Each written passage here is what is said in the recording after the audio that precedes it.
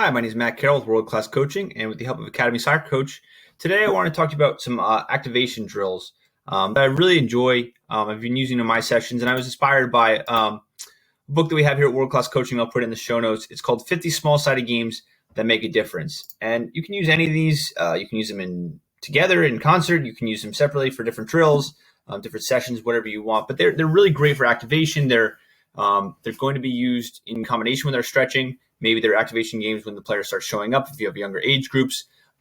Maybe you've already done some of your basic calisthenics and now you're moving into, hey, we have kids that still need activation. We're trying to get their minds moving so we can have some of them working on activation, some of them are off stretching. So it gives you a lot of variability, a lot of different options to start off your session. So this first one, we've got a group of 4 teams playing all at the same time. We're going simple. You can up the intensity or lower the intensity as you want. You can have them play, 2-touch passes here. You can make it 1 touch. What I like to do in this drill is we have 4 teams all playing at the exact same time. And what you can do to kind of ramp up the intensity as you go is tell them that they can play in this grid. The only rules are that they can't hit another player with the ball. They're not trying to steal the ball from somebody else. Red team is trying to keep the ball with red. Yellow's trying to keep it with yellow. Green's trying to keep it with green. Black's trying to keep it with black. You're not trying to steal it. It's not a competitive game like that. But all the other players here are obstacles. So they're being forced to keep their heads up. They're activating their vision, their decision-making, all of that, but at a lower intensity where there isn't pressure on them. They're not being forced in any certain direction. The game in front of them is what's making the decisions. And the thing is, once they play a pass, they immediately then need to make some kind of run. It can't just be, and a lot of players will do this, they'll play this pass, and they'll just start backing up. And I tell them all the time that that's not a run. That's you just walking backwards. So it has to be a run. And you'll see, as they kind of go, they'll have a little fun with it. Players will get creative with it. They'll start making, different runs, different moves. They'll start playing 1s and 2s, layoffs, things like that. They generally want to be creative. And with this drill, it's going to activate that concept of, hey, this is something fun to do. And no one's trying to steal the ball from you.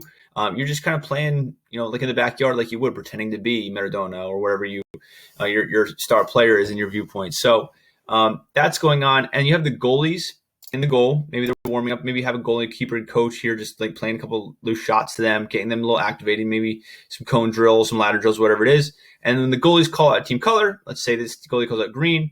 You'll see we want to see a lofted ball in the air, nothing like a shot, but just something in the air. Get them to get the ball up, catch it in the air at the highest point, and then redistribute it back to that team.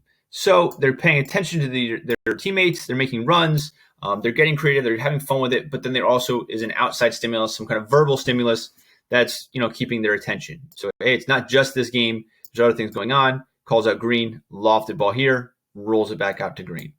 So again, just getting them that mindset of here's how we're going to play. Being creative, having fun with it, getting them ready to get the ball rolling for the session. You can cut this down to 3 teams, depending on your numbers. I like to make it even 2 teams, but a very, very small grid. I've done it where basically they're operating within a postcard and they're just trying to play little 1s and 2s, and it's more about getting a million touches on the ball and finding these different angles and making these runs within that tight space. And then I've done it in full field with 6 teams for a clinic. You can kind of vary this, but the concept is there. It's a mental activation drill. You can make it a little more intense. You can make it a little less intense. You can stop for stretching. But it's going to get your players starting to pick their heads up, look, base their decisions based on visual cues in front of them, and also activation some verbal cues from the outside. So really good start drill, and then we can move on to our next one. I really like this even beyond just our warm-up drill. This could be our, moving into more of our, that you can use it for a pressing kind of situation. But it's really, you can use this one directly right after this drill or on its own as its own warm-up. It has a lot of options here. So we're going to move our goals back here. And what we're going to do is we're going to set up 2 grids here. Let's say we'll have yellow here in this grid with 4 guys. And we'll play black over here. Hopefully you have a couple of players helping clean all this up, get it all off the field. Yellow here. Move a couple balls. Sorry, red team, you're out. And we have the black grid over here, which is a little grid, and the yellow grid's over here. And they're just playing 1 and 2 touch. Okay, just 1 and 2 touch, playing it back and forth, maybe 1 touch, whatever. Just getting, unopposed rondo here. And what we'll have is when the coach calls a number, so the players will be number 1, 2, 3, 4. 1, 2, 3, 4. When coach calls out a number, let's say 4 is called. This player, that's number 4, runs over to this grid. This player 4 runs over to this grid, and you have a 3v1 situation. And what you're looking to do is whoever can win the ball first gets the point. So if black runs over, intercepts a pass immediately, yellow hasn't intercepted the ball over here yet, black gets a point. And they go back into their rondo. Now, again, it's a warm-up drill, possibly it's your second drill. If it's your second drill, you're up in the intensity. You're going 1, and then they run. Once the ball's 1, they get back in their shape. You run it in 3. As fast as you can.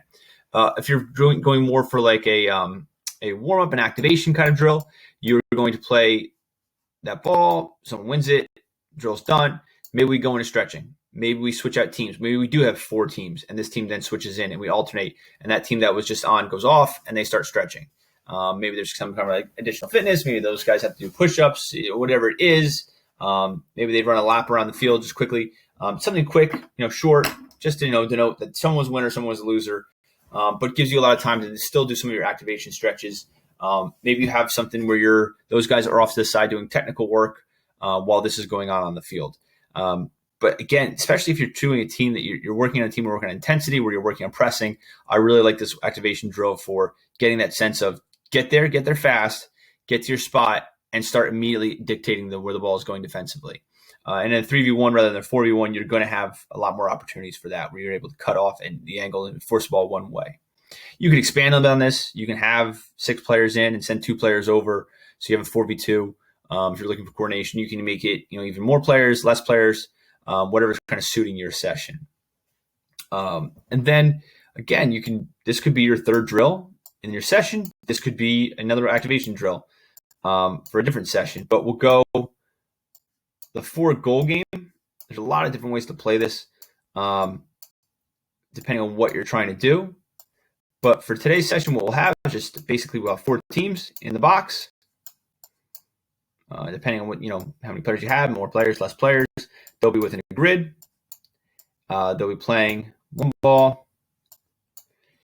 And let's say the black team is trying to score on these 2 goals, these 2 pug nets. Sorry, we'll move these guys off. The yellow team's trying to score on these pug goals, and you just have 4 goals. So you have the yellow team, they win the ball, they try to go to this pug goal. Black team gets defensive, they get compact on this side. Yellow team then is going to look to switch to the goal that's open. So we're looking to scan the field. In relation to our first drill, you're picking your head up, you're looking for the field, you're scanning the field, seeing what visual cues there are. You can vary this as well. It can go from, hey, we're going directionally, it's one way. You can make it diagonal. I like this one where the yellow team scores on this goal, and black team scores on this goal and this goal. So you're looking to switch the field going both, everyone goes this way, they go one way, they go forward. And hey, maybe forward is not the best option, so they then go backwards. So we're teaching the players, forward is the best option until it's not. And then if there's another option, we find a different alternate route. We go back to open things up. Or you can even have all goals. You can score on any goal. All right. You're probably going to need a couple more players in the field here. I mean, this is probably more conducive to maybe like an 8v8 or something like that. But you'll have basically any goals open. So you're forcing the players. You can't just run to the ball. You have to be spread out. You have to be finding those overloads. You want to be numbers up defensively at all times. So someone's going to have to be moving. But all the goals have to be defended. And it's a little quicker. Even if you go lower numbers, maybe you don't go 8v8, maybe you go 6v6 or 4v4. Maybe you have 2 other teams on there, and you're looking for, hey, who can solve this problem as fast as possible? Someone's going to score very quickly. Who's going to solve that problem before the other team? And then they go off. If you're doing as your activation drill, they're maybe stretching, they're doing technical work, whatever it is. Again, you've got a lot of options with this, but a great opening drill to cheat shows those defensive concepts, and B, those concepts of visualization, picking your head up, seeing the field, and then switching that field for the attack. So a lot of directional play in this warm-up. So again, my name is Matt Carroll with World Class Coaching with the help of Academy Soccer Coach, and 50 small-sided games that make a difference, which again, I'll put in the show notes. This is our sessions, our different drills, and a possible session you can put together with just warm-ups and activation drills. So I hope your next drill finds you well.